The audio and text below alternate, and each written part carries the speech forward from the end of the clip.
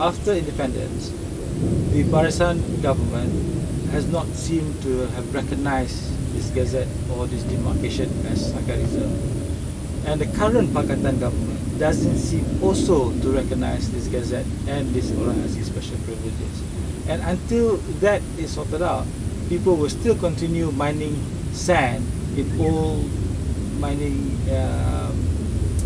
tin mining areas, or continue to still dig up red earth for their brick foundry. You seem to be at a bit of a dead end. Cross. The special privilege or this Asli, the status of this Orang Asli. Aslis are not, they are not outsiders. They are not some pendatang or what claiming the land. I think that they should just get the facts right. If it is Tanah Adat or Tanah Pesaka or any reserve, it belongs to the natives. If it is not the natives, then it's the Sultan, because it was the Ketuanan Melayu that fought for the land. So if PKR government says that Orang Asli do not have the rights over the land, or the special privilege cannot be introduced properly, then I think we should just look back at Ketuanan Melayu, and maybe we just go let the National Land Council or let Agong decide where does the Asli actually stands. Because the special privilege of the Orang Asli has disappeared.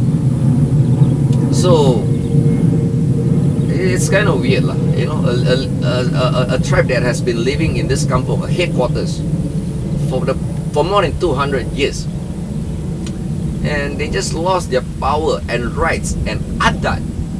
But who owns the power plantations that are there now? The plantation now has been taken over by this koperasi called Kampung Bukit Sri Cidik. It's a koperasi, you know. They put up a big signboard, and they are basically the agents to deal with land. They lease out land, land conversion. This koperasi, who are members of this koperasi? Are the Orang Asli here members of the koperasi? No, none of them. The Orang Asli has got anything to do with this koperasi.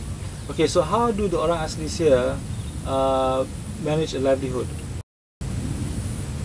They work as planters. Some of them get about 800 ringgit a month. A few of them maybe get about 1,000 odd a month. But the main issue here, the problem is the production, the productivity, the actual income of the plantation. The profit has been held or governed by this so-called koperasi, and by certain people that runs this koperasi. Asli do not have a share. They are just like the Felda settlers. They are just workers. Standard equivalent, if you were to compare, they are equivalent to the so-called foreign workers.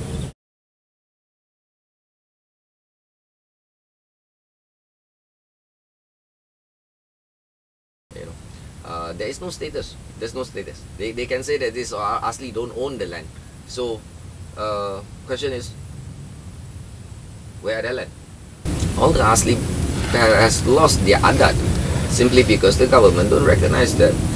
And if the government do not understand the status of adat or the status of the land, then I don't think there's anybody else to govern this Orang Asli's issue. For a community of people who have been here longer than any other communities in Malaysia, they seem to be the most marginalized section of the population.